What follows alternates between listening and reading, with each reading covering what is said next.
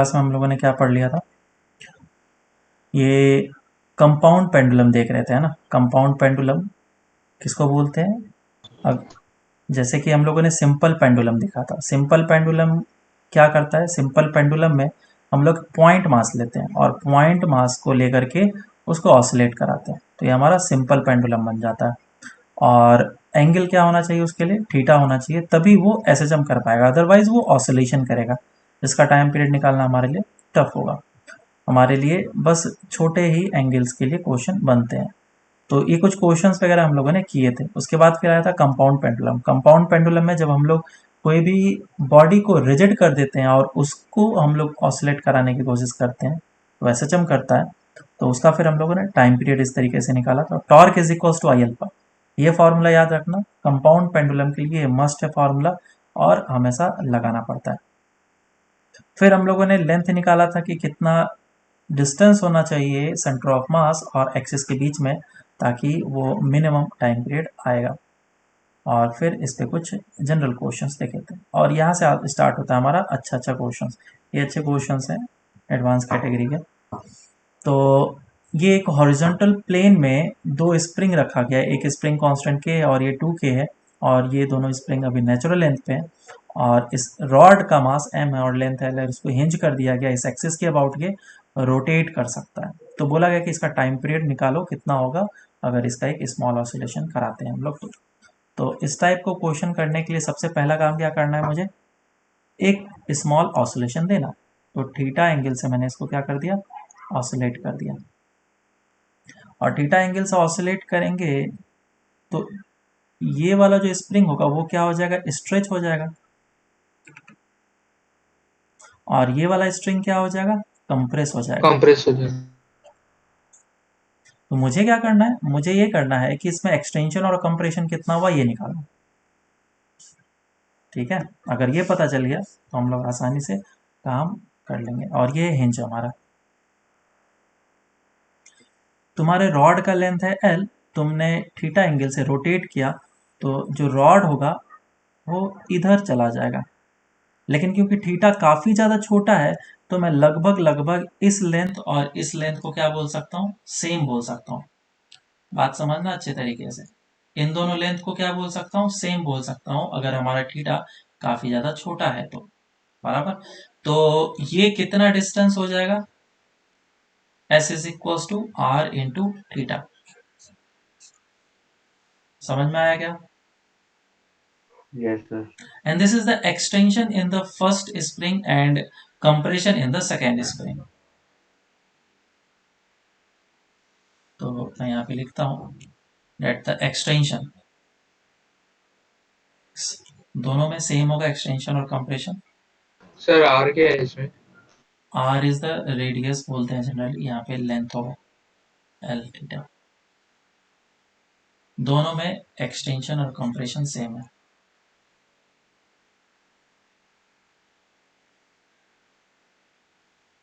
Extension and compression. तो इस rod के ऊपर फोर्स लगेगा। रॉड के ऊपर किधर फोर्स लगेगा ध्यान से देखना। रॉड तो इस पोजीशन पे आ चुका है, तो फोर्स भी जो स्प्रिंग लगाएगा वो इधर लगाएगा। मैं थोड़ा इस एंगल को बड़ा कर लेता हूँ ताकि तुम ध्यान से देख पाओ। फोर्स हमेशा टेंजेंशियल लगता है, तो इस डायरेक्शन में लगेगा। दोनों फोर्स इसी डायरेक्शन में लगाएगा, एक F1 फोर्स लगेगा और एक F2 फोर्स लगेगा। और ये एंगल तुमने अगर थीटा लिया है, और ये एंगल अगर तुमने थीटा लिया है, तो ये भी एंगल कितना हो जाएगा? थीटा। तो इस डायरेक्शन में कंपोनेंट आ जाएगा। बराबर। तो कंपोनेंट आ जाएगा तो कितना लिखेंगे बोलो? इसमें F1 F2 क्या है? क्या? F1 फोर F2 कौन से फोर्स फोर्स फोर्स फोर्सेस है ये। कौन से? स्प्रिंग वाला। ये 1 के कारण से और ये 2 के कारण से, और ये लेंथ L है। तो इसके बाद टॉर्क कितना हो जाएगा? Torque is equal to I into alpha, है ना। टॉर्क इज इक्वल टू अगर आई इंटू अल्फा हुआ तो टॉर्क हो जाएगा F1, और F2 के कारण से टॉर्क इतना आ जाएगा is equal to I into alpha. और आगे चलते हैं हम लोग। F1 और F2 का वैल्यू पुट कर लेते हैं, एक हो जाएगा kx और एक का स्प्रिंग कांस्टेंट है 2k इंटू एक्स, दोनों में एक्सटेंशन कंप्रेशन सेम है, तो इस तरीके से लिखेंगे। और फिर ये आ जाएगा 3k L is equal to I into alpha. x का वैल्यू पुट कर लेते हैं, x हमने कितना निकाला, L इंटू थीटा निकाला, तो जगह 3k L into theta is equal to I into alpha. और फिर 3k L square into theta divided by I is equal to alpha हो गया। तो अब इसको हम लोग कंपेयर कर लेंगे, alpha is equal to omega square theta से। समझ में आया क्या? अगर इससे कंपेयर करेंगे तो ओमेगा कितना आ जाएगा, root under of 3k L square divided by I. अब मोमेंट ऑफ इनर्शिया इस एक्सिस के अबाउट कितना हो जाएगा, ये तो रॉड है, तो moment of inertia ml square divided by 3 हो जाएगा। वैल्यू पुट कर लेता हूँ मैं, 3k L square divide by ml square divide by 3, तो एल स्क्वायर कैंसिल आउट हो जाएगा और ये हो जाएगा 9k/m। तो टाइम पीरियड कितना निकल के आया, 2 pi root under of m/9k।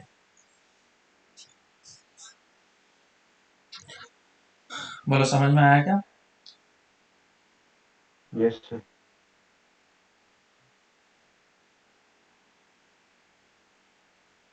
तो इस तरीके से हमें करना पड़ेगा। अब याद रहे कि ये जो चीज है हॉरिजॉन्टल प्लेन में है, इसीलिए mg नहीं आया है। अब एक और क्वेश्चन करते हैं जिसमें कि mg हमारा आएगा, वो देखते हैं क्वेश्चन कैसा होगा। नेक्स्ट क्वेश्चन,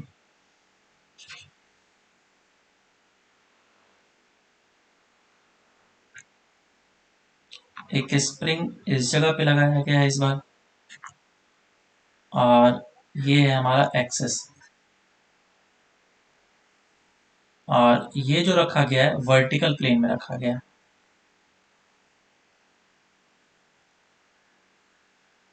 है। स्प्रिंग कांस्टेंट के है,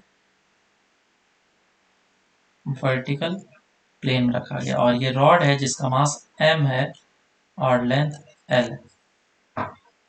तो पूछा गया फाइंड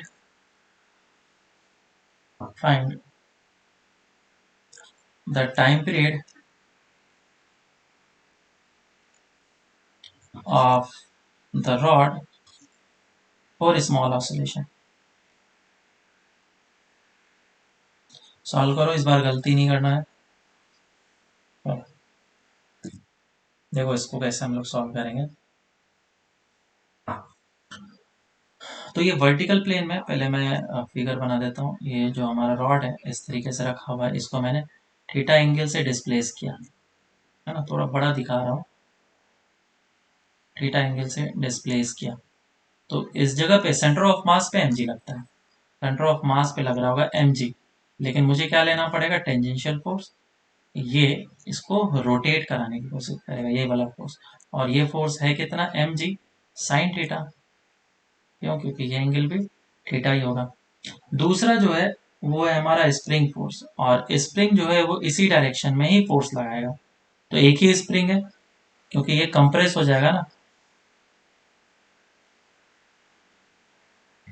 इस तरीके से हो जाएगा, ये कंप्रेस हो जाएगा, और कंप्रेशन होने के कारण से इस डायरेक्शन में फोर्स लगाएगा। देखो कुछ लोग सोच रहे होंगे कि सर ये ऐसे कैसे फोर्स लगाएगा, हमने तो इधर दिया है और ये बल्जिंग हो जाएगा, थोड़ा different,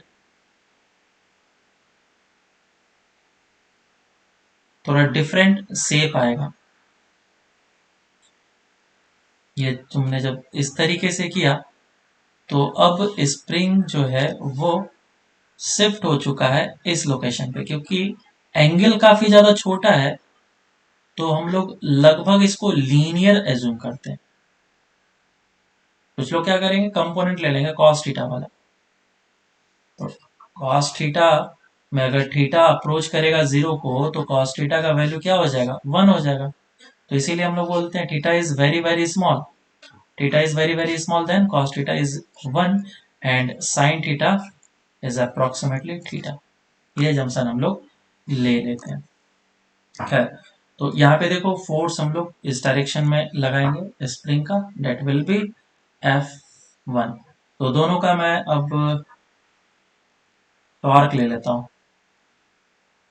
torque is equal to I into alpha का फॉर्मूला लगाना है, into L by two is equal to I into alpha.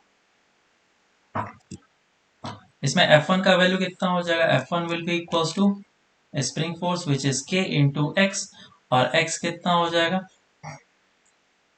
x is equal to R into theta होता है। तो लेंथ L बाई टू है इंटू थीटा। वैल्यू को put कर लेता हूँ और इसको सॉल्व करते हैं। M G L by two sine theta plus F1 का value K L by two into theta, और एक और L बाई टू है ये वाला, is equal to I into alpha. I का वैल्यू बाद में पुट करेंगे हम लोग। तो ये आ जाएगा हमारा M G L by two sine theta plus of K L square divide by 4 into theta is equal to I M L square divided by 3 into alpha. जो भी है एल स्क्वायर जा रहा है, नहीं जा रहा है, ठीक है। अब आगे क्या करें बताओ, इसके आगे क्या करना है हम लोगों को। तो साइन थीटा को थीटा ले लेते हैं। हाँ, theta is very very small, तो sine theta is approximately equal to theta. और जैसे वैल्यू पुट करेंगे और उसको मैं कॉमन ले लेता हूँ थीटा को, M G L by two plus of K L square by 4 into theta is equal to M L square divided by 3 into alpha. अब बस इसको कंपेयर करना है और कुछ नहीं करना है। So alpha will be equal to M G L by two plus K L square by 4 divided by M L square divided by 3 into theta. अब इसको कंपेयर कर लो, आंसर आ जाएगा alpha is equal to omega square theta. तो इधर देखो, हमने alpha is equal to minus omega square theta से क्यों नहीं कंपेयर किया, नेगेटिव किधर गया बोलो, नेगेटिव क्यों नहीं लगाया। माइनस साइन सिर्फ डायरेक्शन के लिए होता है, हमने पहले अज्यूम कर लिया कि इस डायरेक्शन में एंगुलर एक्सेलरेशन होगा, और इसीलिए ये जो टर्म आ रहा है हमारा पॉजिटिव आ रहा है। लेकिन अगर हमने अल्फा के इस डायरेक्शन को पॉजिटिविज्म करा होता तो फिर हमें माइनस लिखना होता। खैर ये डायरेक्शन का चीज है, कोई बड़ा बात नहीं। तो नेक्स्ट क्वेश्चन तुम लोग करो।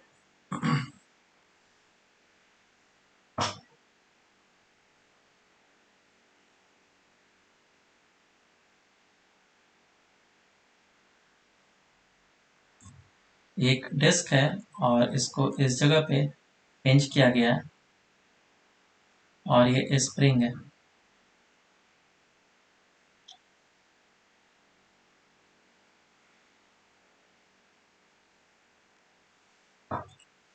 एक मिनट,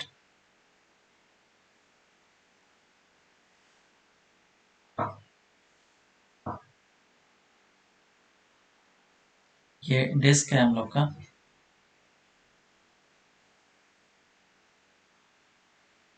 जिसका मास m है और रेडियस r है, और इसको हिंज कर दिया गया है किस लोकेशन पे, इस जगह पे हिंज किया,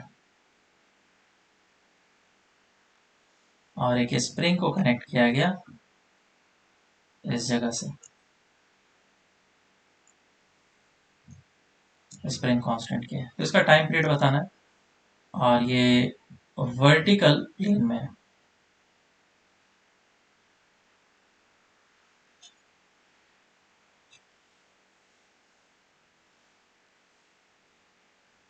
find time period for small oscillation. Solve करो इसको, बोलो इसमें क्या प्रॉब्लम हो रहा है, क्यों नहीं बन रहा है,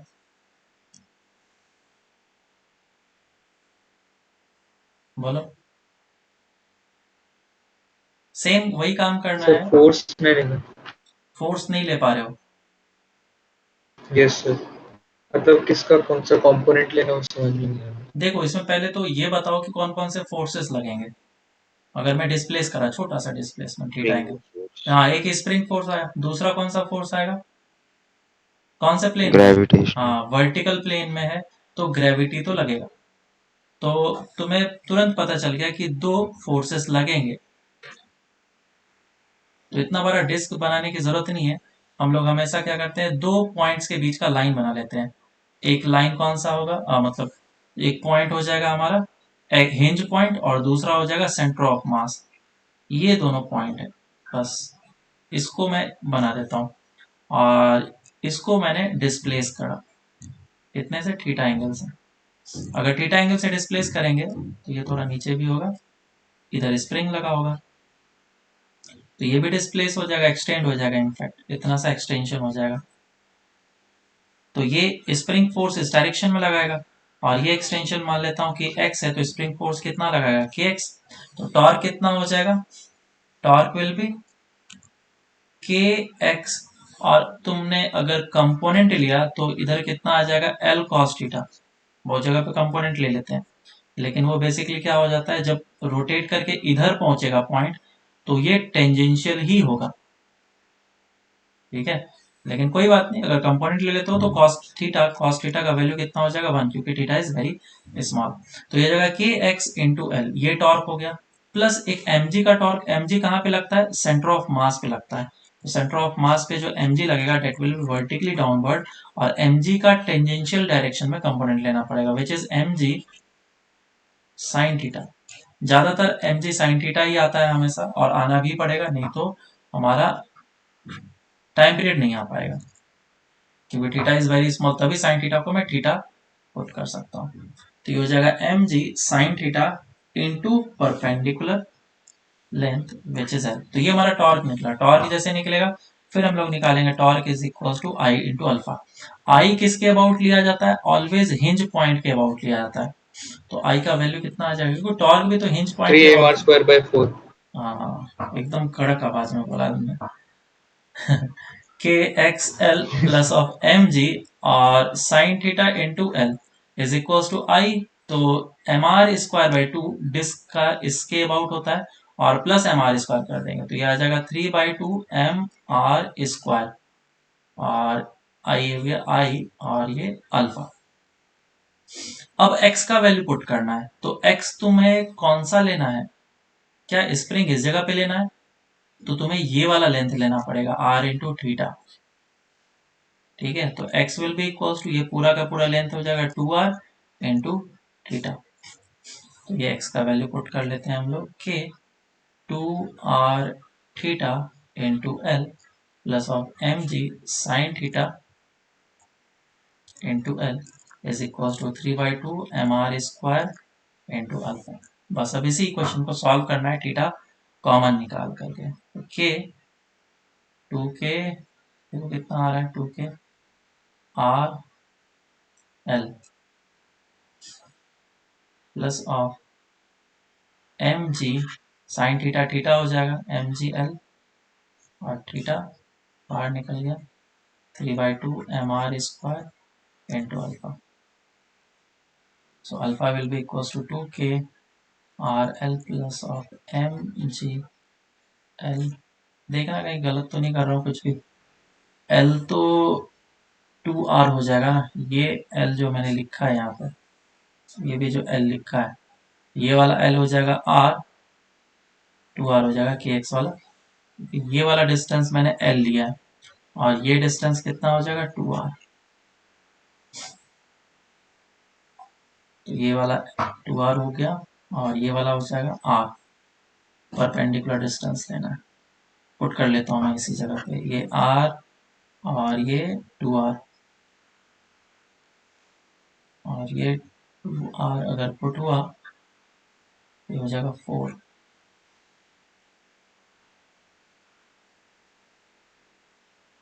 और ऐसा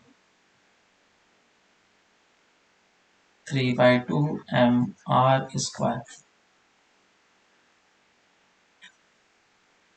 बस अब इसको सॉल्व कर लेंगे और हमारा आंसर आ जाएगा। Alpha is equal to omega square, theta से कंपेयर करेंगे ओमेगा आ जाएगा। समझ में आया क्या या नहीं सर वो आया? अल्फा इक्वल्स टू 4 के आर क्या लिखा है वो आर इंटू आर है, वो आर स्क्वायर होगा। वापस से करता हूँ, 4 के R square plus M G R divided by 3/2 M R square into theta. इसको और अच्छे से सॉल्व कर सकते हैं, आर स्क्वायर से डिवाइड कर लो, ये हो जाएगा 4 के प्लस नीचे 3/2 रह जाएगा,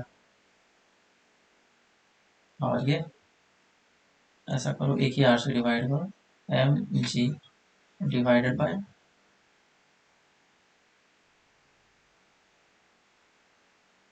3/2 M R square into theta. R तो हट गया नहीं, सर आर।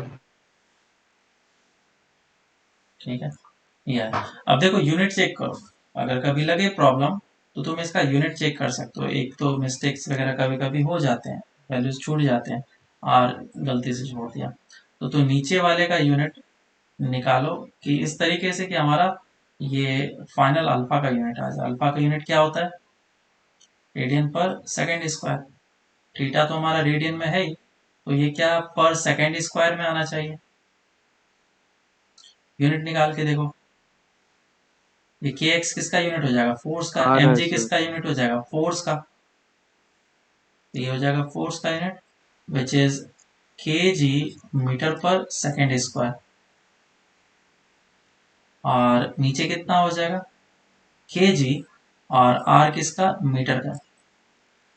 क्या आ गया? पर सेकेंड स्क्वायर। तो यूनिट भी हमारा सही है, तो कुछ भी हमने मिस नहीं करा।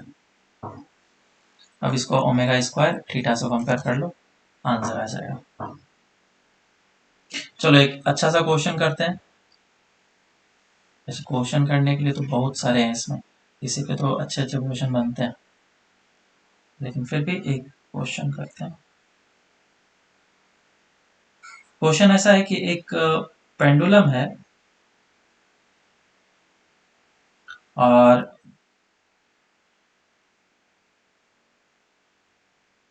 उसको डिस्प्लेस कर दिया गया इस एंगल से। ये जो एंगल दिया गया है अल्फा दिया गया है, और इसको इस तरफ डिस्प्लेस किया गया बीटा से, ठीक है, और इसको इस जगह से रिलीज कर दिया गया। तो बोला गया इसका टाइम पीरियड कितना होगा, निकाल के बताओ। Find time period of this oscillation, जिसमें कि हमारा बीटा छोटा है, beta is greater than alpha and beta is small। और जो भी चीज़ है सॉल्व करो, मास वगैरह पे तो डिपेंड करेगा नहीं, acceleration due to gravity downward direction में, डेट इज जी। और ये गिवन है कि इसके साथ जो कोलिजन हो रहा है वो इलास्टिक कोलिजन है, E इज इक्वल्स टू 1 है। तो ये कंपाउंड पेंडुलम नहीं है, सिंपल पेंडुलम ही है, लेकिन ये कोलिजन के साथ मिक्स्ड क्वेश्चन बना है। देखो इस क्वेश्चन में क्या करना है हमें, ये इस तरीके से जो पेंडुलम दिया गया है इसको अगर मैं डिस्प्लेस करता हूँ, ठीक है, राइट साइड में डिस्प्लेस किया, बीटा एंगल पे गया, उसके बाद फिर क्या होगा, वो धीरे धीरे नीचे आना स्टार्ट करेगा, फिर अपने मेन पोजीशन से क्रॉस करेगा और जाकर के फिर टक्कर खाएगा। तो टक्कर खाने के बाद क्या करेगा, अपने डायरेक्शन को चेंज कर लेगा। क्या वेलोसिटी में चेंजेस आएंगे? क्या ओमेगा में चेंजेस आएंगे? क्या कुछ भी चेंजेस नहीं आएंगे। नहीं। तो मुझे एक तो ये वाला टाइम निकालना है, इधर से जाकर के इधर आया, ये टाइम निकालना है। अगर इस पेंडुलम का टाइम पीरियड टी है, पेंडुलम का टाइम पीरियड टी है, तो बीटा एंगल जा करके वापस इधर आने में जो टाइम लगेगा that will be T by two, T/2। क्योंकि ये है हमारा मीन पोजीशन और ये है हमारा एक्सट्रीम पोजीशन, और इधर भी एक्सट्रीम पोजीशन इस जगह पे होता, लेकिन इस जगह पे कोलिजन हो रहा है अल्फा एंगल पे, तो वो क्या करेगा, बाउंस बैक हो जाएगा। तो मुझे इस जगह से इस जगह तक जाने का टाइम अगर पता चल जाए किसी तरीके से, तो मैं उसको 2t कर लूंगा, तो टाइम पीरियड कितना हो जाएगा? Time period will be equals to t/2 plus 2t। हाँ या ना? Yes sir. ये t तो हम लोग निकाल सकते हैं। t का वैल्यू कितना होगा? 2 pi root under of l/g, that will be equals to 2 pi. तो t/2 निकालना है मुझे, इस जगह पाई रूट अंडर ऑफ l/g, ये इस जगह पे आ गया, pi root under of l/g plus, अब ये चाहिए मुझे 2t। तो t कैसे निकलेगा, कोई बता सकता है? ये भी तो एसएचएम ही कर रहा है ना, एंगुलर हो या फिर लीनियर हो, दोनों के लिए हम लोग ये प्रोजेक्शन वाला मेथड अप्लाई कर सकते हैं, फेजर डायग्राम। ठीक है, तो कितना एंगल है? अल्फा एंगल है, उसको अल्फा एंगल जाना है, तो अल्फा एंगल जाने के लिए कितना टाइम लगेगा, क्या निकाला जा सकता है क्या?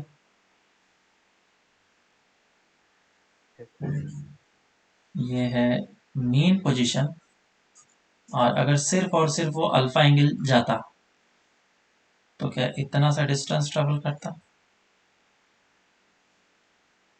है ना?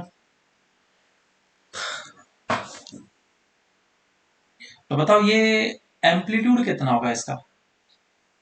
मैं इसका नीचे बनाता हूँ डायग्राम, क्योंकि अच्छा क्वेश्चन है, मिक्सअप नहीं होना चाहिए। और कहीं कहीं पे लीनियर वेलोसिटी पूछी जाती है इसकी, लीनियर में इसका मैक्सिमम वेलोसिटी कितना होगा, तो इसका मैक्सिमम एंगुलर वेलोसिटी निकाल लो, उससे बस इसको मल्टीप्लाई कर लेना है, v is equal to omega formula लगा करके। देखो ये इस जगह पे है, इसका एम्पलीट्यूड ये है, तो ये डिस्टेंस कितना है? बीटा छोटा ही है हमारा, तो ये अगर l है तो ये हो जाएगा l बीटा। और अगर इसको सिर्फ अल्फा तक जाना है और मुझे यही टाइम चाहिए, तो अल्फा तक का डिस्टेंस कितना हो जाएगा? l alpha. और ये बना हमारा फेजर डायग्राम, तो ये इसका एम्पलीट्यूड, तो ये इसका amplitude A is equal to L beta. और जाना कहाँ तक है? इस जगह तक जाना है इसको, इस जगह तक जाने का टाइम कितना लगेगा? पहले तो ये डिस्टेंस देख लेते हैं हम लोग, ये डिस्टेंस कितना हो जाएगा ए, और ये होगा हमारा एल अल्फा, एल अल्फा, और ए का वैल्यू कितना है? L beta. तो ये जो भी तुम्हारा डेल्टा है निकल के आ जाएगा, कैसे निकाले? साइन से या कॉस से? साइन से निकलेगा। कॉस से। ए साइन डेल्टा, कॉस से नहीं आएगा, A sine delta is equal to L alpha. अरे ट्रायंगल ऐसा बन रहा है ना, ये ए है तो ये कितना हो जाएगा? ए साइन डेल्टा, और ये कितना होगा? ए कॉस डेल्टा। मुझे तो ये चाहिए यस ना, सर। ये ए का वैल्यू है तुम्हारा एल बीटा, और ये sine delta is equal to L alpha, L L cancel out हो जाएगा, तो साइन डेल्टा कितना हो जाएगा? Sine delta is equal to alpha by beta, तो डेल्टा कितना निकल के आया? Delta is equal to sine inverse alpha by beta. और डेल्टा होता क्या चीज है? ये रोटेशन करने का एंगल, इस रोटेशन करने में टाइम कितना लगा? तो delta is equal to omega into T लिखते हैं हम लोग, सर्कुलर मोशन वाला इक्वेशन लगा दिया, तो delta is equal to omega into T. और ओमेगा इसका हमें पता है, ओमेगा कितना होता है? टाइम पीरियड का फॉर्मूला आता है 2 pi root of L by G, तो ओमेगा कितना हो जाएगा? Root of G by L, ये पुट कर लेंगे, तो डेल्टा है हमारा sine inverse alpha by beta is equal to root of G by L into T. तो इधर से आया टाइम हमारा root of L by G into sine inverse alpha by beta, ये टी। अब टोटल टाइम पीरियड मैं लिख देता हूँ यहाँ पे नीचे, तो टोटल टाइम पीरियड जो था वो 2 pi root under of L/G था, तो pi root under of L/G plus of 2 times of this thing, 2 root under of L/G sine inverse alpha by beta. ये हमारा आंसर आ जाएगा। समझ में आया क्या? Yes sir. Yes sir. JEE में एक क्वेश्चन पूछा गया था कुछ इस तरीके से, सर एडवांस में। हाँ, कि ये एक डिस्क है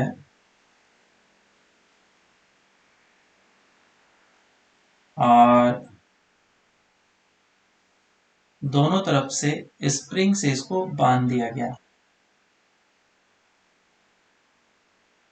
ऐसे करके, और ये लेंथ L है और ये भी लेंथ L है।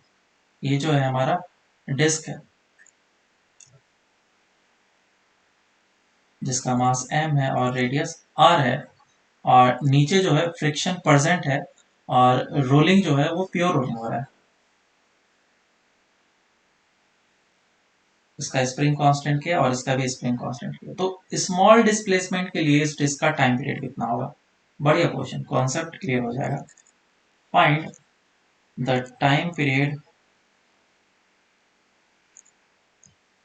of the disk for a small oscillation। और ये डिस्क की जगह पे सिलेंडर भी रखेगा तो भी हमारा आंसर वही आएगा। ब्रैकेट में डालता हूँ, प्योर रोलिंग हो रहा है, मतलब ग्राउंड से है ना, स्लिपिंग नहीं हो रहा है। सॉल्व करो इसको। देखो करते हैं क्वेश्चन को। इसको मैं इस तरफ से देख रहा हूँ, ठीक है, ताकि विजुअल्स अच्छा हो और फिगर भी इसका अच्छे तरीके से बने। तो ये हमारा डिस्क किस तरीके से बनेगा, और इस पे जो है अगर तुमने छोटा सा ऑसिलेशन करा दिया, छोटा सा ऑसिलेशन कराने का मतलब क्या है, इसको आगे मूव करा दिया, मूव कराया तो ये ऐसे हो जाएगा, ये ऐसे था और तुमने थोड़ा सा मूव करा दिया तो ये इस जगह पे आ जाएगा ऐसा। तो स्प्रिंग में एक्सटेंशन हो जाएगा, स्प्रिंग में एक्सटेंशन हो जाएगा। तो लगभग लगभग हम लोग इसके स्प्रिंग में एक्सटेंशन को कैसे निकालेंगे? कोई बता सकता है एक्सटेंशन कैसे निकालेंगे?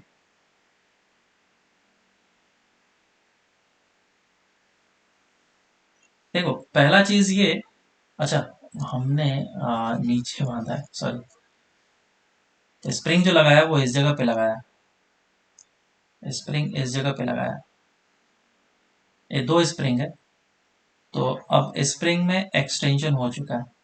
तो ये जो डिस्प्लेसमेंट है वो कितना होगा, बता सकते हैं क्या? बिल्कुल, अगर तुमने ये रोटेशन जो है वो थीटा एंगल से किया है तो यहाँ पे जो डिस्प्लेसमेंट होगा छोटा सा, वो कितना होगा, आर इंटू, एक्स थीटा। बिल्कुल, x is equal to R into theta के बराबर।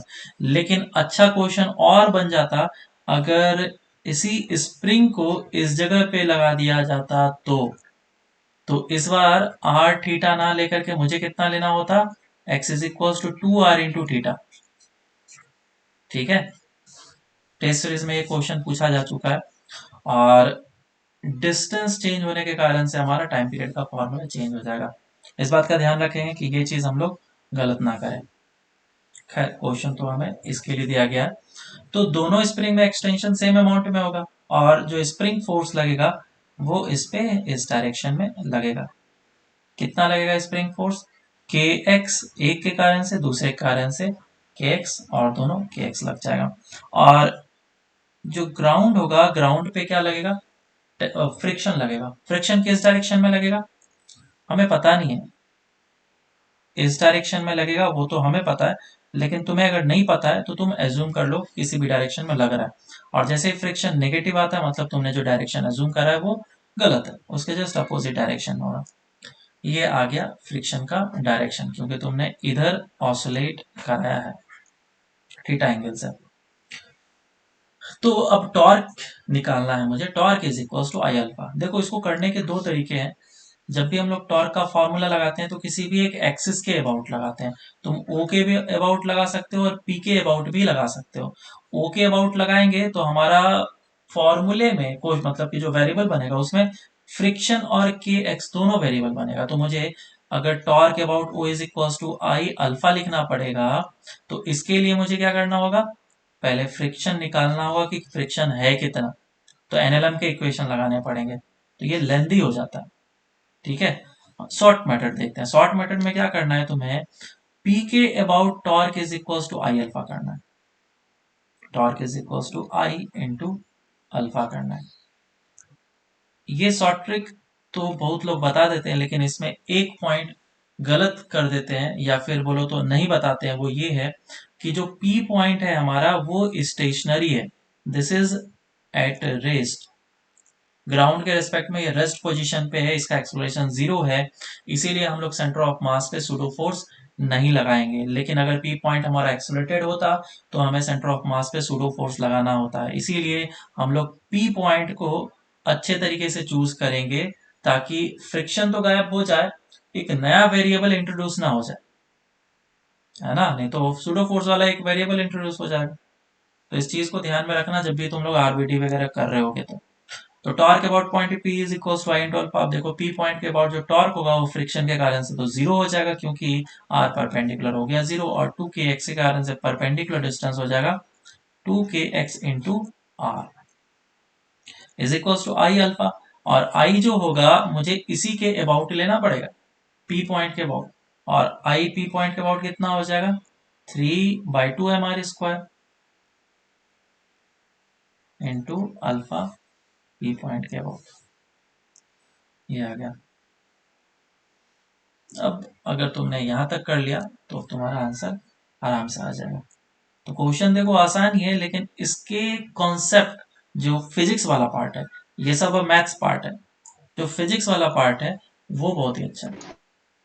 एक्स का सर वैल्यू, फ्रिक्शन वाले को क्यों नहीं लिया आपने? क्योंकि फ्रिक्शन के कारण से टॉर्क जीरो हो जाएगा ना। टॉर्क का फॉर्मूला क्या होता है, आर परपेंडिकुलर इंटू एफ। हाँ सर, हाँ समझा समझा।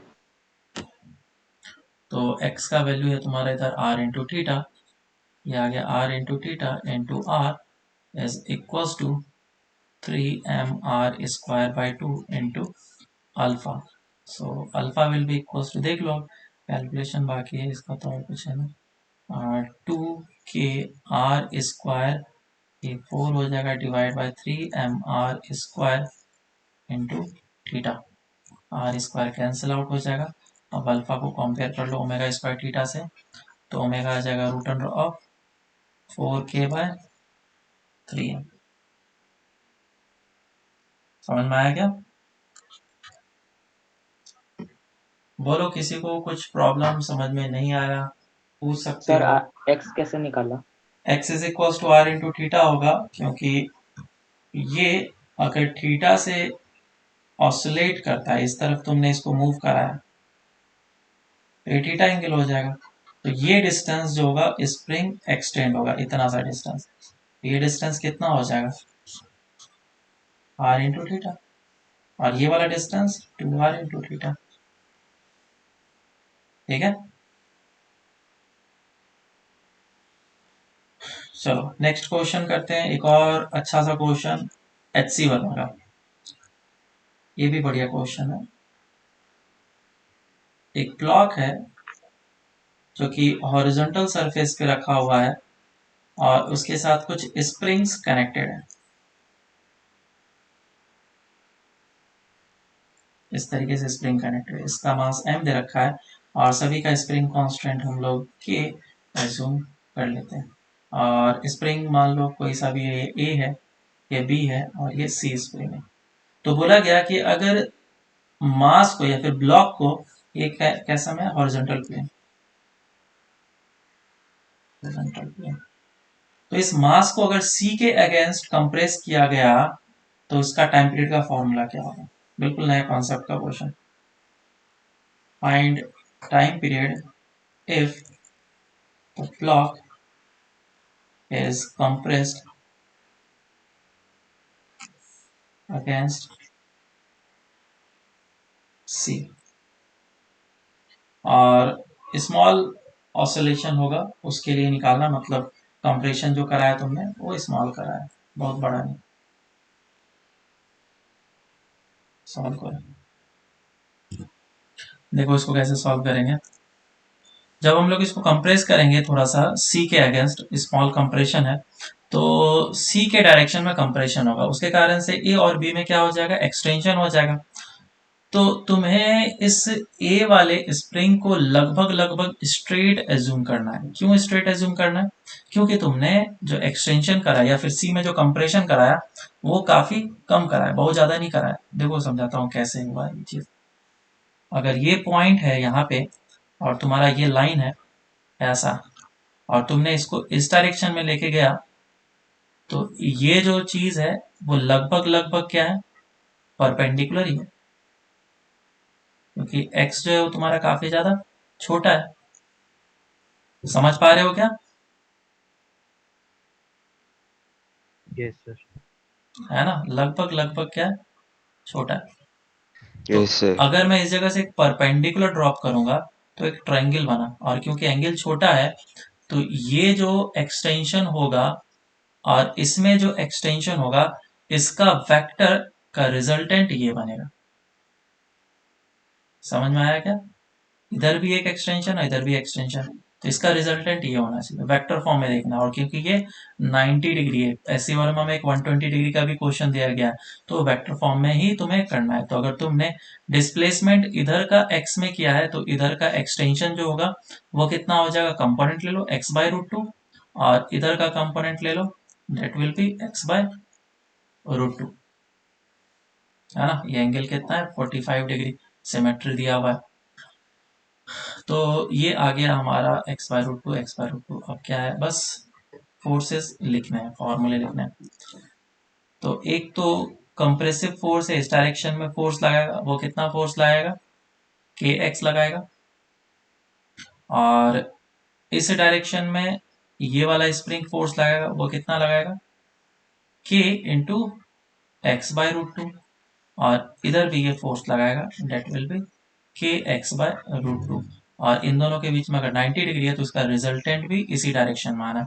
कितना हो जाता है, √2 टाइम्स हो जाता है, तो इधर आएगा kx प्लस ऑफ kx। बोलो समझ में आया क्या ये चीज? अब net force is equal to 2kx आ गया, mass into acceleration 2kx, so acceleration is equal to 2k/m into x। और फिर एक्सलेशन को ओमेगा स्क्वायर, सॉरी, हाँ, ओमेगा स्क्वायर एक्स से कंपेयर कर लो। इसको अगर इसके साथ कंपेयर करेंगे, ओमेगा कितना आ जाएगा, √ऑफ 2k/m, और इधर से आ जाएगा हमारा टाइम पीरियड। बोलो समझ में आया या नहीं आया? सर थोड़ा ऊपर करो ना एक बार। सर वो kx प्लस kx कैसे आया? एक kx तो पहले से था ना यहाँ पे, यस सर। और इसका रिजल्टेंट और इसका रिजल्टेंट मिलकर के कितना दे दिया, kx, यस सर, समझा। है ना, ये आ गया। अब देखो स्टूडेंट क्या गलती करते हैं इसमें, वो कंपोनेंट लेने में भी मिस्टेक करते हैं। पहला चीज, यहाँ तक तुमने सोच लिया ये फिजिक्स वाला काम है, बाकी फिर ये कैलकुलेशन मैथ्स वाला काम बच गया। गलतियां ये होती है कि इसमें एक्सटेंशन x1 मानते हैं और इसमें एक्सटेंशन x2 मानते हैं, और फिर ये हमारा x है, ये 45 डिग्री, ठीक है, तो कंपोनेंट लेते हैं x1 cos 45 is equal to x, ऐसे करते हैं, और जिसके कारण से आंसर हमारा गलत आता है। क्या x1 इतना है क्या, नहीं, कितना था हमारा, x/√2 ना। तो ये मिस्टेक नहीं करना है, ये गलत है, ये सही है। चलो अब आगे चलते हैं हम लोग। नेक्स्ट हम लोग स्टार्ट करते हैं, डेट इज टॉर्सनल पेंडुलम। ये अभी तक हम लोग जितने भी पढ़े वो क्या था हमारा, कंपाउंड पेंडुलम था, और उसके क्वेश्चंस वगैरह थे, मिक्स्ड क्वेश्चंस थे। अभी हम लोग टॉर्सनल पेंडुलम पढ़ेंगे।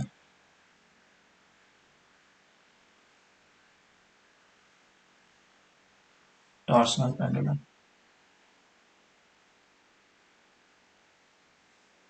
टॉर्सनल पेंडुलम क्या होता है? टॉर्शन का मतलब समझ में आता है? ऐंठन।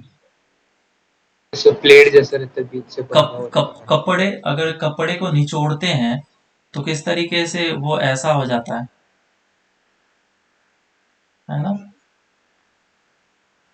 कभी निचोड़ा है क्या कपड़े को?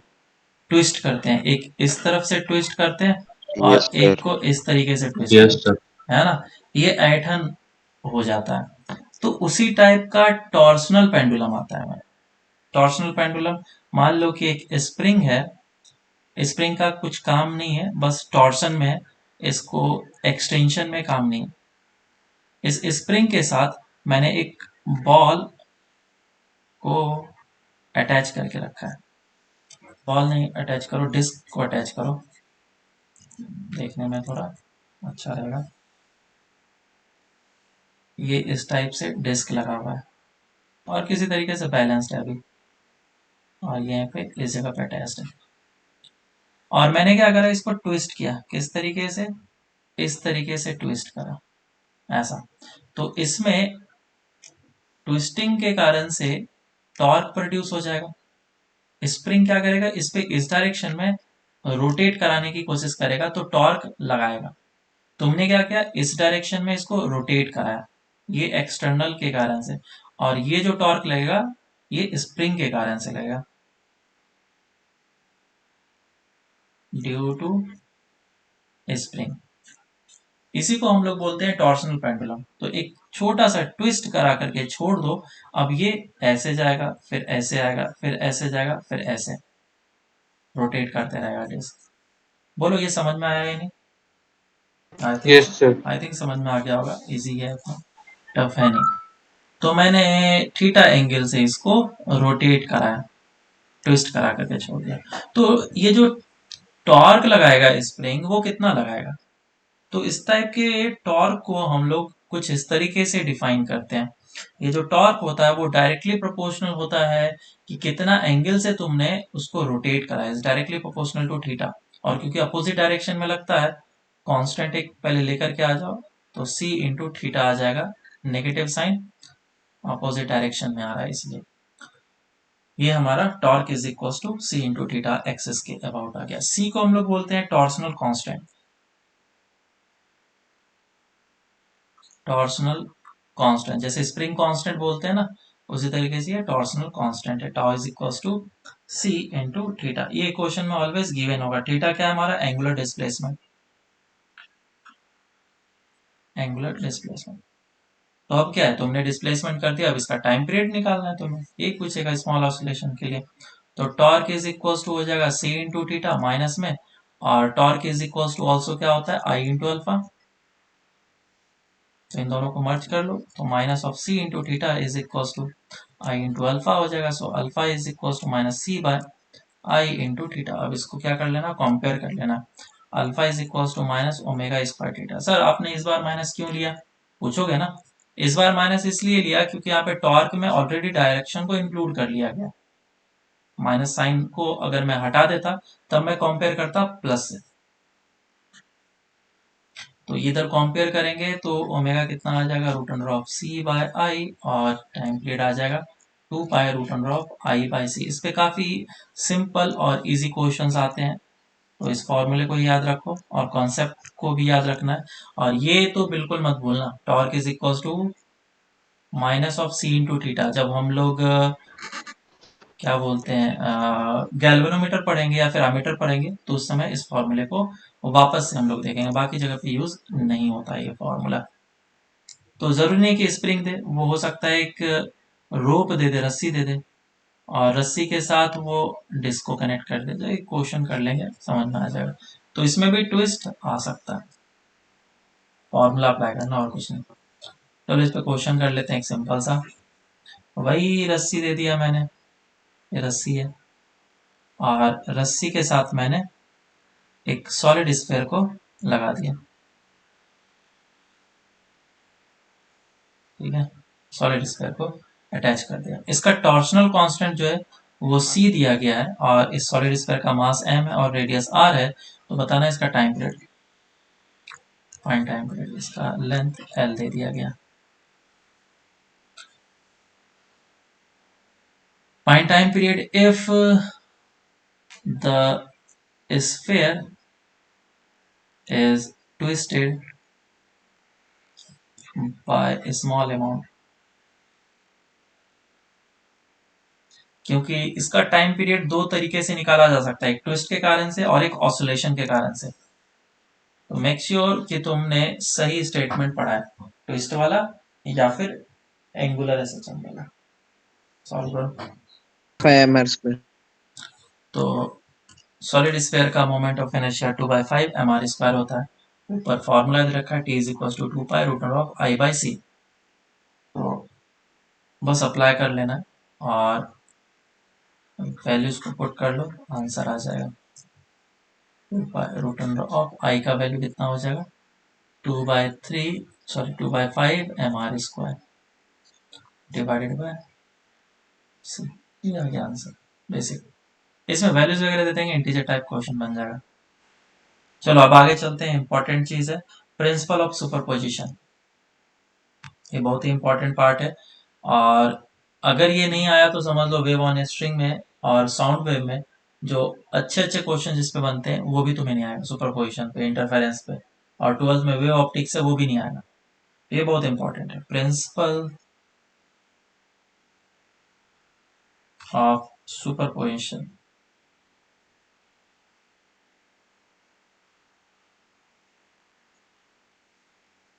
क्या है प्रिंसिपल ऑफ सुपरपोजिशन? सुपरपोजिशन का क्या मतलब होता है? सुपर इम्पोज करना मतलब समझ में आता है क्या होता है? No sir. एक दूसरे के ऊपर लगना, ओवरलैप कराना, ठीक है।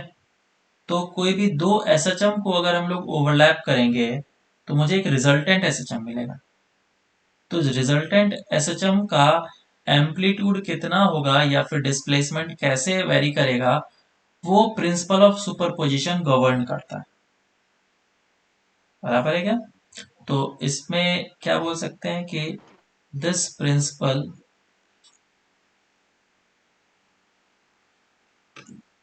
states the displacement resultant displacement variation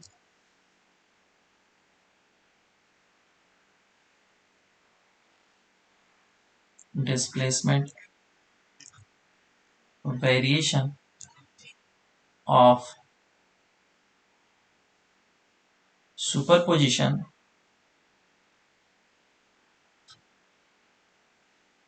of two independent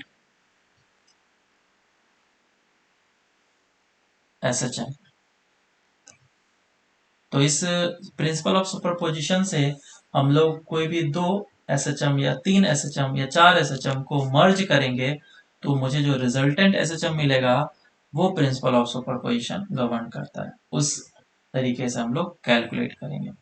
तो प्रिंसिपल ऑफ सुपरपोजिशन ये बोलता है कि मान लो कि एक एसएचएम हो रहा है जिसका एम्पलीट्यूड A1 है और दूसरा एसएचएम हो रहा है जिसका एम्पलीट्यूड A2 है।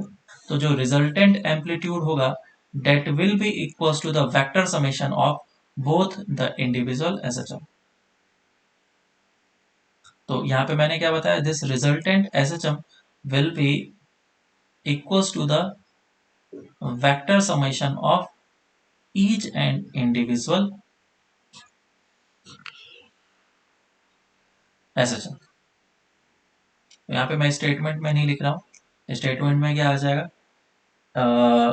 to find out the resultant amplitude of the SHM which is equals to the vector summation of the amplitude of individual SHM।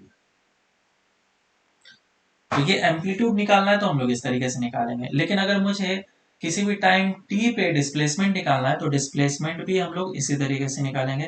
Resultant displacement will be equals to x1 plus of x2 होगा।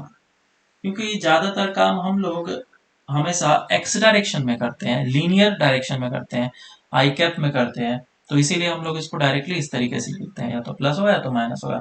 लेकिन आई cap और जे cap में आएगा तब vector का हमें ज़्यादा use करना पड़ता है, तब x1 और x2 के ऊपर वेक्टर लगाना पड़ता है। ठीक है, तो अब देखो इसका फॉर्मूला हम लोग निकालेंगे, इस फॉर्मूले को याद रखना है तुम्हें, और इसी से हम लोग क्वेश्चन करेंगे। लेट से कि एक एसएचएम हो रहा है, और एसएचएम इस तरीके से कि मैंने a1 sine of omega T and x2 is equals to a2 sine of omega T plus pi. पहला चीज तो तुम्हें यही नहीं समझ में आ रहा हो कि दो एसएचएम मर्ज कैसे हो रहे हैं, है ना। स्टूडेंट को ये समझने में प्रॉब्लम होती है, ये दो एसएचएम को हम लोग कैसे मर्ज कर सकते हैं।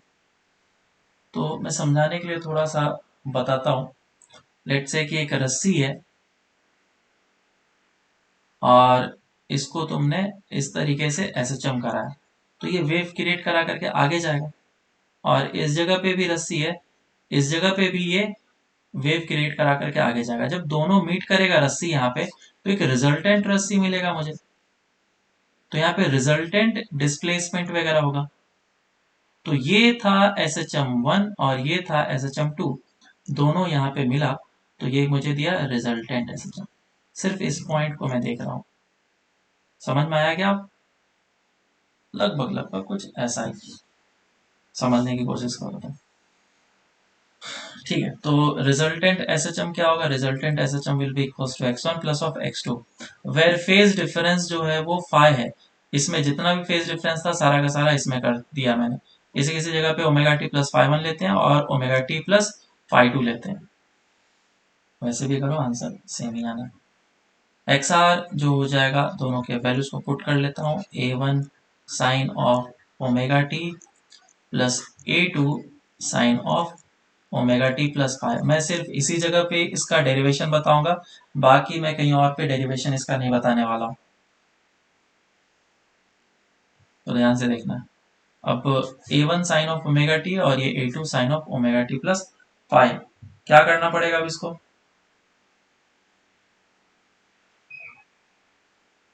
बोलो। Sine A plus B. Sine of A plus B के फॉर्म में तोड़ दें? Yes sir. Yes sir. और a1 और a2 हमारा अलग अलग है ना। ये जो चीज देख रहा है, एक टर्म तो ये और दूसरा टर्म ये, तो इसको अगर हम लोग तोड़ते हैं तो ये आ जाएगा a1 sine of omega T plus sine a plus B का फॉर्मूला क्या होता है? Sine a into cos B plus sine b into cos ए।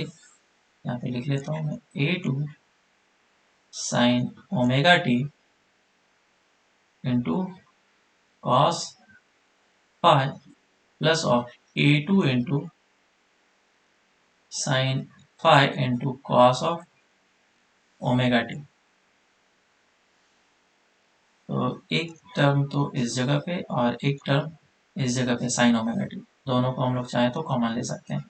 यह आ जाएगा a1 plus of a2 cos five into sine omega T plus of a2 sine five into cos omega T,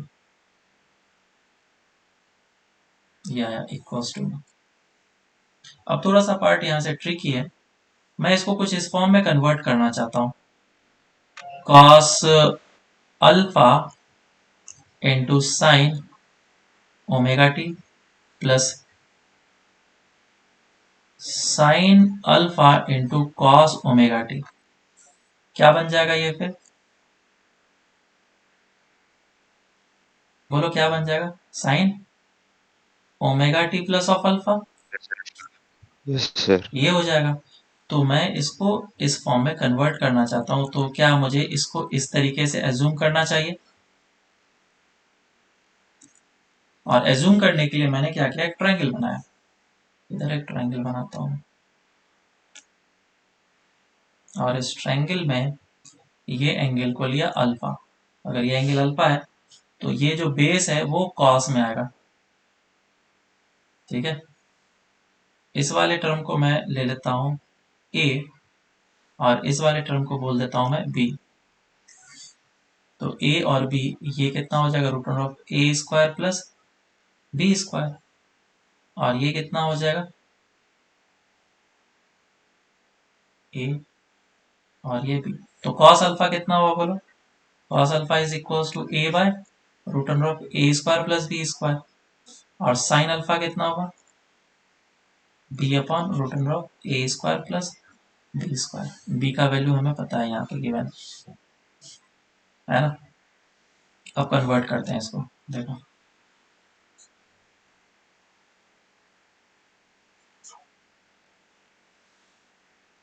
मैं ऊपर नीचे root under of A square plus B square से multiply divide कर लेता हूँ। तो एक तो बाहर आ जाएगा root under of A square plus B square, और एक को मैं अंदर ले लेता हूँ root under of A square plus B square into sine omega T plus of ये b upon root under of A square plus B square cos omega t, ऐसा। तो अब मैं इसको लिख सकता हूँ कॉस अल्फा, क्योंकि कॉस अल्फा ये root under of A square plus B square as it is, और ये आ जाएगा cos alpha sine of omega T plus B, ये हो जाएगा sine of alpha into cos omega T, और अब दोनों को मैं जो मर्ज कर लेता हूँ। तो root under of A square plus B square sine of omega T plus delta, delta नहीं अल्फा है,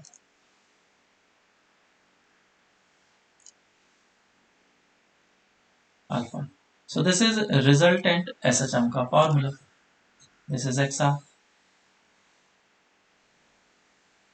इसमें डेल्टा कितना हो जाएगा, अगर इसी ट्रायंगल को यूज करेंगे डेल्टा निकालने के लिए तो इधर से आ जाएगा tan alpha is equal to B by A, which is equal to B को क्या यूज किया था हम लोगों ने, देखो ऊपर ए टू साइन फाइव, और ए को क्या लिया था a one plus of a two cos five. अभी देख करके बहुत ही अजीब लग रहा होगा, इसको हम लोग शॉर्ट वे में देखेंगे, अच्छे से समझ में आएगा। अब इसको सॉल्व करना है। ये जो चीज है ये क्या है, रिजल्टेंट एम्पलीट्यूड है। So this is called the resultant amplitude which is root under of A square plus B square. कितना आएगा रिजल्टेंट एम्पलीट्यूड, निकालते हैं root under of A square plus B square, that means a two sine five का whole square plus of A one plus A two cos five का whole square is equals to a2 square sine square five plus a1 square plus a2 square cos square five plus 2a1 a2 cos five. इस जगह पे इसमें a2 common आ सकता है, और a2 common आ जाएगा तो sign square five plus cos square five होगा, तो कितना हो जाएगा value one. Sine square theta plus cos square theta कितना होता है, वन होता है ना। तो अंदर कितना बचेगा, root under of A one square plus A two square plus 2a1 a2 cos five. तो ये हमारा रिजल्टेंट एम्पलीट्यूड का फॉर्मूला निकल के आया, जिसे हम लोग को याद रखना है, और ये टेन अल्फा का फॉर्मूला है जिसे हम लोग को याद रखना है। तो इसमें क्या, इसमें और- हाँ बोलो। फिर इस चैप्टर में और भी कुछ है कि याद रखने के लिए? फॉर्मूले ही फॉर्मूले हैं याद रखने के लिए। ये एसएचएम हो गया, वेव ऑन स्ट्रिंग हो गया, और साउंड वेव हो गया। जितना एसएचएम में तुमने फॉर्मूले देखे उसके डबल फॉर्मूले वेव ऑन स्ट्रिंग में है, और वैसा ही तुम्हारा साउंड वेव में फॉर्मूला मिलेगा। और हालांकि ये चीज याद रखने की जरूरत नहीं है, तुम्हें पता है ये, मैं भी बताता हूँ क्या है ये। कोई भी दो वेक्टर का रिजल्टेंट यही होता यस सर। है ना। इस रेक्टेंगल। हाँ, इस फाई को हम लोग बोलते हैं फेज डिफरेंस। इस फाई को क्या बोलते हैं हम लोग? Phase difference. A1 क्या है? Amplitude of first SHM, SHM. और A2 क्या है? Amplitude of second SHM. Yes, and AR is the resultant SHM का एम्पलीट्यूड। तो इस तरीके से तुम्हें याद नहीं रखना है, ये डेरिवेशन है, डेरिवेशन तुम्हें याद नहीं रखना है। मैं अब बताता हूँ किस तरीके से तुम्हें याद रखना है। क्वेश्चन में गिवन होगा कि ये x1 दे रखा है तुम्हें A1 sine of omega T, और x2 दे रखा है A2 sine of omega T plus five. तो बोला जाएगा कि रिजल्टेंट एसएचएम का फॉर्मूला बताओ। तो रिजल्टेंट एसएचएम निकलता कैसे? XR is equal to x1 plus of x2। दोनों का वैल्यू अगर हम लोग पुट करेंगे तो A1 sine of omega t होगा plus A2 sine of omega t होगा प्लस फाइव। तो इन दोनों को अगर ऐड करेंगे तो ऐड करने पे भी मुझे क्या मिलना चाहिए? एसएचएम ही मिलना चाहिए, कुछ और नहीं मिलना चाहिए। A2 sine of omega T plus five. तो रिजल्टेंट एसएचएम तुम्हें कुछ ऐसा दिखेगा, AR sine of omega T plus delta बोल दो, मैं अल्फा उधर बोला था, इधर डेल्टा बोल देता हूँ। तो मुझे इसमें निकालना क्या क्या चीज है? AR को निकालना है और डेल्टा को। तो मुझे इसमें AR को निकालना है कितना होगा, और इस डेल्टा को निकालना है कितना होगा। अब देखो कैसे करेंगे हम लोग, वेक्टर वाला मेथड, जिसको हम लोग सुपरपोजिशन मेथड भी बोलते हैं। तो पहला जो एसएचएम हो रहा है उसका एम्पलीट्यूड कितना है? A1 है, और कितने एंगल पे या फिर फेज पे हो रहा है? 0 पे। तो यहाँ पे हम लोग एक रेफरेंस बनाएंगे, X axis and Y axis. Basically X axis Y axis कुछ होता नहीं है, लेकिन एक्स एक्सिस को हम लोग एक रेफरेंस की तरह यूज करेंगे। सारे फेज इसी या सारे एंगल इसी से लिया जाएगा, रेफरेंस एंगल।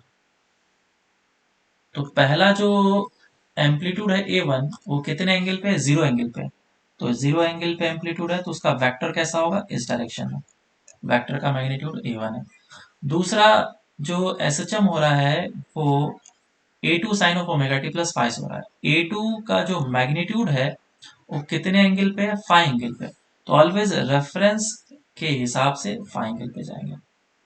तो A2 से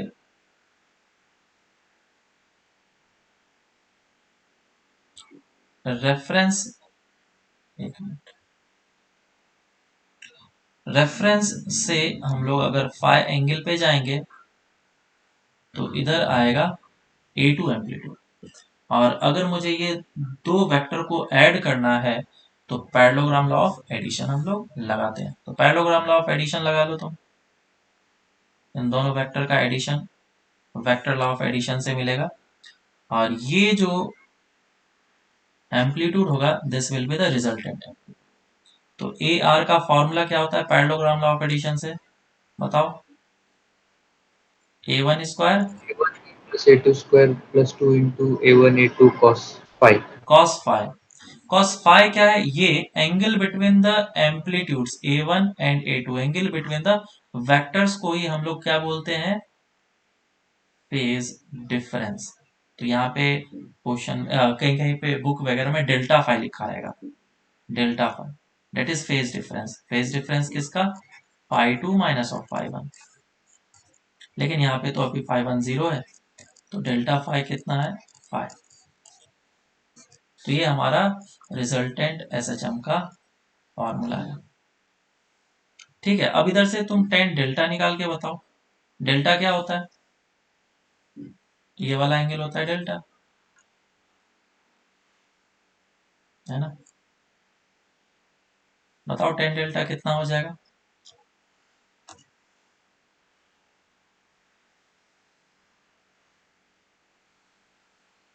पैरेललोग्राम लॉ ऑफ एडिशन में डेल्टा निकाला है ना हम लोगों ने, नहीं याद है? देखो अब तो आसानी से निकाल सकते हैं। ये एक वेक्टर है और ये एक वेक्टर है, A2 sin alpha upon A1 plus A2 cos alpha. तो ये A2 है और ये A1 है। Fine.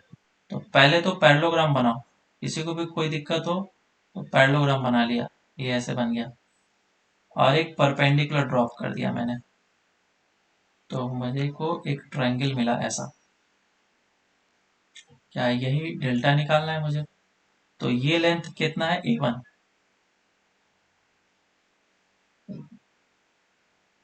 ये लेंथ है A1, और ये लेंथ कितना हो जाएगा?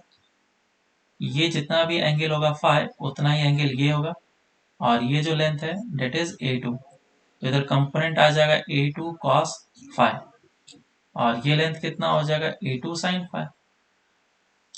तो टेन डेल्टा कितना हो जाएगा? A2 sin phi upon A1 plus of A2 cos phi. समझ में आया? एक सिंपल सा चीज रह गया, कंपोनेंट निकालना आता है तो तुम आराम से ये डेल्टा निकाल सकते हैं।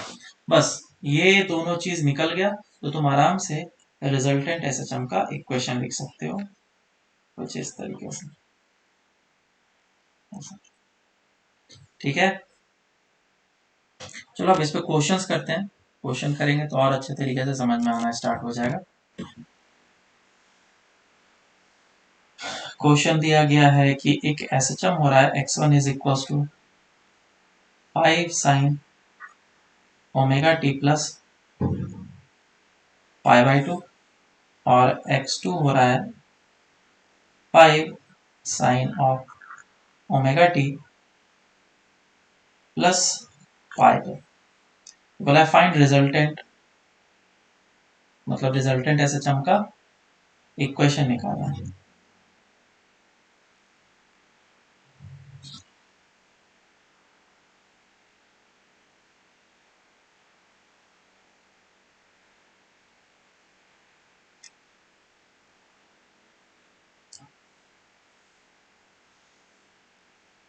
चलो पहला क्वेश्चन मैं करता हूँ, आई थिंक कर लिया होगा तुम लोगों ने, नहीं किया सर तो 2 मिनट सर हाँ करो। टाइम कम बचा है, 2 मिनट। ओके, फिर आप बता दूसरा। पहला जो है x1 कितना है, उसका मैग्नीट्यूड एम्पलीट्यूड 5 है, और कितने एंगल पे है वो?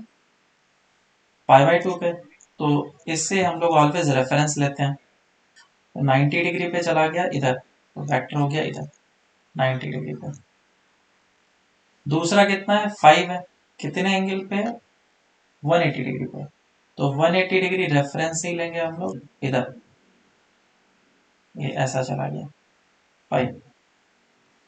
तो अब इन दोनों वेक्टर्स का मुझे रिजल्टेंट चाहिए। या वेक्टर एडिशन हम लोग आसानी से कर सकते हैं, इसका रिजल्टेंट कितना आ जाएगा? 5√2 5√2, बेसिक सा चीज। और ये एंगल कितना आएगा? 45 डिग्री 45 डिग्री। तो डेल्टा का वैल्यू कितना हुआ? डेल्टा ऑलवेज रेफरेंस लाइन से लेना है, ठीक है? 5/4 रेफरेंस लाइन से डेल्टा लेना है। 3 5/4 135 degree, that is 3 pi by 4। और एम्पलीट्यूड जो रिजल्टेंट निकला ये, अब तो कुछ नहीं है, बस वैल्यू पुट करना है। तो एक्स आर कितना हो जाएगा? Is equal to A R sine of omega T plus delta. A R का वैल्यू है 5√2 sine of omega T plus delta T, that is 3 pi by 4। दिया जाएगा आंसर। अब चाहो तो तुम उसको x1 प्लस ऑफ x2 का वैल्यू पुट कर लो यहाँ पे, फिर निकालो तो भी आंसर आ जाएगा। या फिर तुम root under of a1 square plus a2 square plus 2a1 a2 cos pi का वैल्यू पुट करके निकाल लो तो भी आंसर आएगा। ये सबसे सिंपलेस्ट मेथड होता है जिसको हम लोग प्रिफर करते हैं। नेक्स्ट क्वेश्चन, x1 दे रखा है that is 3 sin omega T plus pi by 3 and x2 is equals to 4 sin of omega t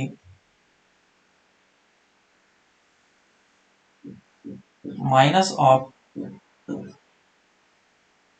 pi by 6। तो बोला गया इसका रिजल्टेंट निकालने के लिए फाइंड एक्स, जल्दी करके बताओ।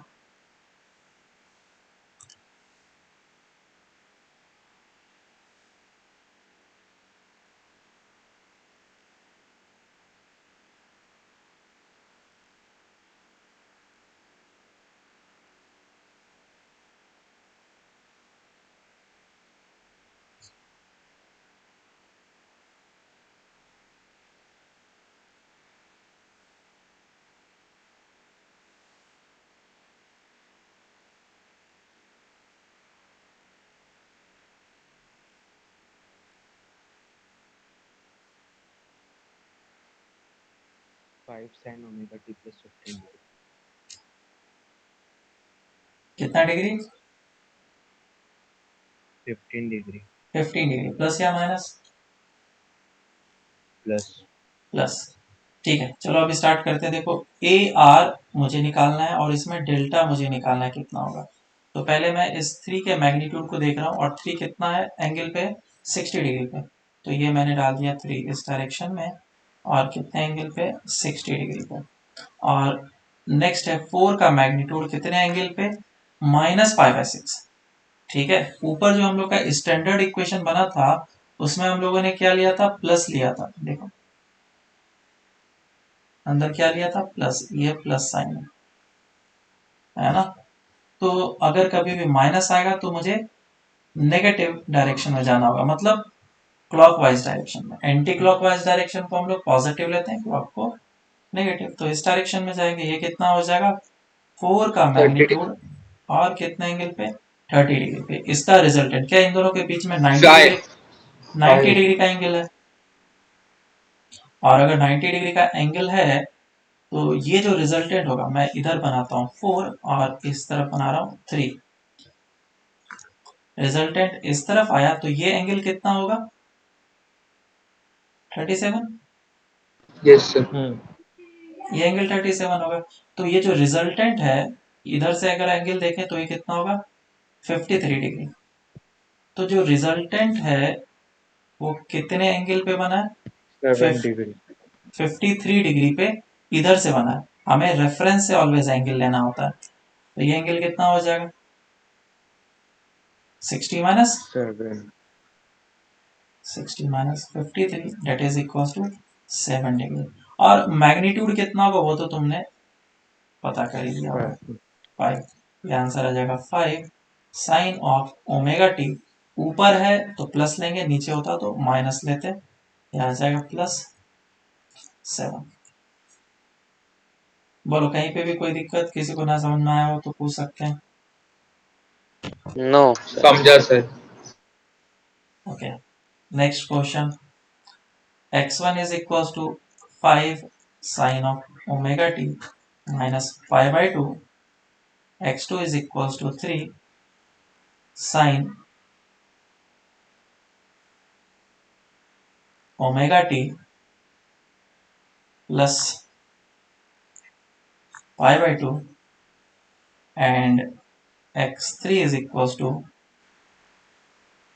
4 cos omega t minus π/2। चलो इसको सॉल्व करो, रिजल्टेंट निकालना है, find x are.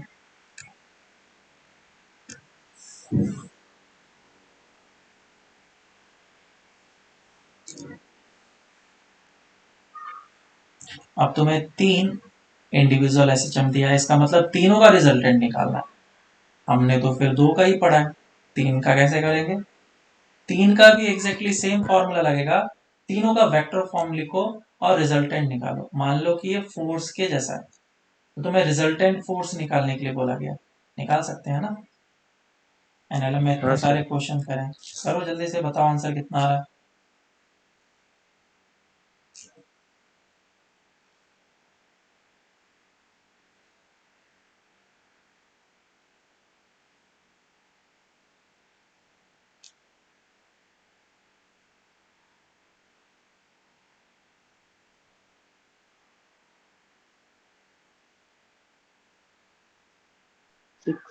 6 sin omega t minus pi by 2.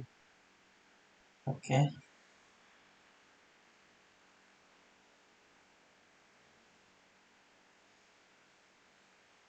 और किसी का कुछ आया?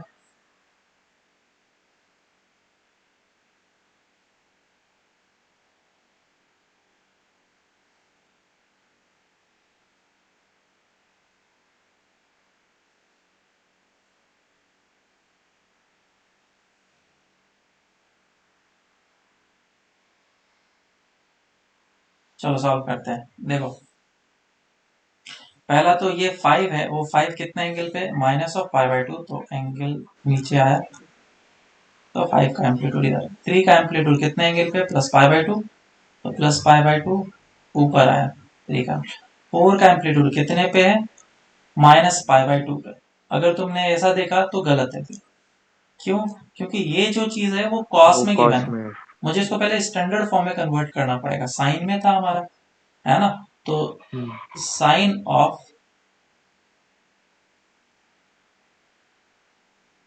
एक minute, sine of omega T plus pi by 2, sorry, sine of theta, sine of theta plus pi by 2 कितना होता है? कॉस थीटा, बोलो, यस सर। है ना? तो कॉस थीटा को अगर मुझे कन्वर्ट करना है साइन में, तो क्या पाई बाई 2 से ऐड कर लेना चाहिए? तो ये जो चीज बनेगा x3, वो ऐसा बनेगा 4 sine of omega t minus pi by 2 पहले से था, प्लस पाई बाई 2 कर लिया। अब तुम इसको कन्वर्ट करके भी देख सकते हो, इस चीज को पूरा का पूरा थीटा एज्यूम कर लो, तो sine theta plus pi by 2 हुआ, वो किस में बन जाएगा? कॉस थीटा में, है ना? तो ये दोनों कैंसिल आउट हो गया, तो मेरा स्टैंडर्ड फॉर्म में जब कन्वर्ट हुआ, तो 4 का जो एम्पलीट्यूड है वो कितने पे है? 0 पे। 4 का एम्पलीट्यूड इस डायरेक्शन में आएगा। मिस्टेक स्टूडेंट यहाँ पे करते हैं, तो इस बात का ध्यान रखें, गलती नहीं करना है मुझे। और रिजल्टेंट एक 4 इधर है और ये 3 इधर है, 5 इधर है, तो कैंसिल आउट होकर कितना हो गया? 2 इधर। So resultant will be in this direction. और डेल्टा अगर एंगल देना है तो 10, delta will be equals to 1/2। और ध्यान रहे डेल्टा यहाँ पे नेगेटिव है। रिजल्टेंट कितना हो जाएगा? Root under of 16 plus of 4, that is root under of 20. So xr is equals to root under of 20 sin of omega t minus of delta. Clear है क्या? Yes, sir. चलो एक लास्ट क्वेश्चन। फाइंड xr, अगर values कुछ इस तरीके से दिए गए, 10 sin omega t minus 5 minus of cos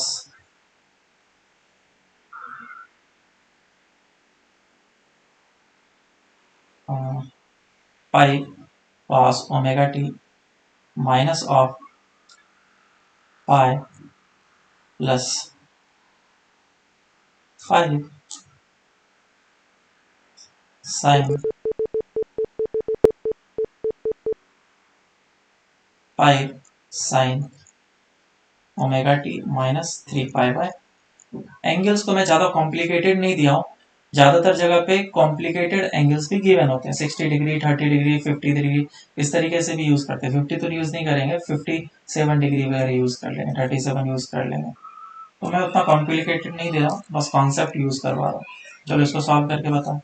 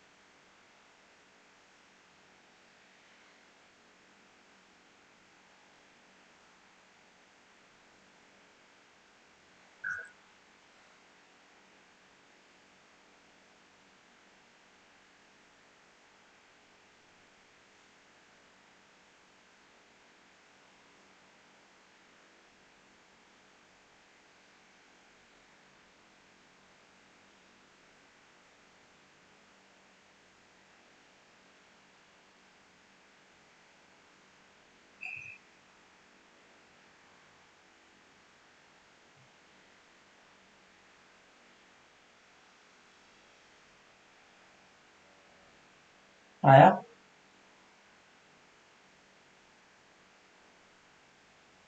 है क्या किसी का आंसर?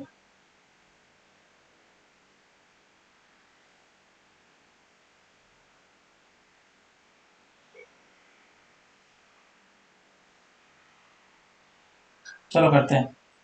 देखो, सबसे पहला चीज, ये जो एंगल है माइनस ऑफ पाई पे, कितना का टेन का एम्पलीट्यूड है? -180 डिग्री पे। तो ये टेन का एम्पलीट्यूड में लिख लेके आता हूँ, -180 डिग्री। +180 डिग्री होता तो भी यही आता। आवाज आ रही है? हाँ सर। हाँ Yes. सर। हाँ सर। इस जगह पे ये -5 है, तो हमारा ये स्टैंडर्ड फॉर्म में नहीं है। मुझे इस पूरे को स्टैंडर्ड फॉर्म में लाना है। तो अगर तुम्हारे पास sine of pi plus theta होगा, तो ये किस में कन्वर्ट हो जाता है? माइनस ऑफ साइन थीटा में, बराबर। ये तुम्हारा माइनस ऑफ साइन थीटा में कन्वर्ट हो जाता है। Yes sir. अगर तुम्हारे पास साइन ऑफ 3π/2 प्लस थीटा हो, तो ये किस में कन्वर्ट होता है? क्वाड्रेंट ले लो, कास्ट रूल लगा लो, इसमें तो नेगेटिव होगा, माइनस होगा। है ना? तो इसमें माइनस आ जाएगा और कॉस आ जाएगा। Cos है। ठीक है, क्लियर हो रहा है, समझ में आ रहा है? तो ये माइनस कॉस थीटा अगर कभी भी मुझे दिखे, तो उसमें मुझे 3π/2 ऐड करना पड़ेगा। और यहाँ पे तो प्लस साइन दिया हुआ है, लेकिन सपोज अगर माइनस साइन होता, तो फिर मुझे यहाँ पे इसको चेंज करना पड़ता। तो कितना मुझे लाना पड़ेगा स्टैंडर्ड फॉर्म में कन्वर्ट करने के लिए? 5 sine of omega t minus pi plus कितना 3π/2 करना होगा। तो देखो कितना आ जा रहा है, ये आई थिंक π/2 आ जा रहा है। 5 का एम्पलीट्यूड प्लस π/2 पे है। और ये जो 5 का एम्पलीट्यूड है, ये कितने पे? -3π/2। तो -3π/2 जाने का क्या मतलब हुआ? यही आया ना? अब इसका मुझे रिजल्ट सर वो -10 उधर क्यों आया? क्या बोल रहे हो? माइनस सर -पाई में जो 10 है वो लेफ्ट हैंड साइड में क्यों आया?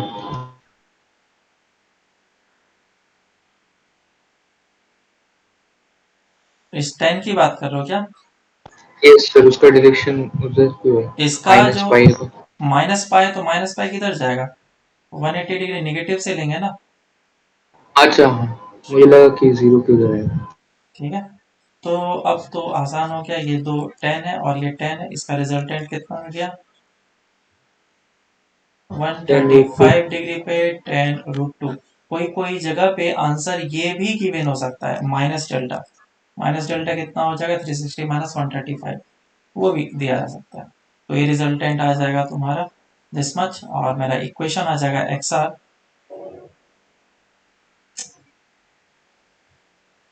XR is equals to 10√2 sin of omega T, और जो भी चीज़ है प्लस 135 डिग्री।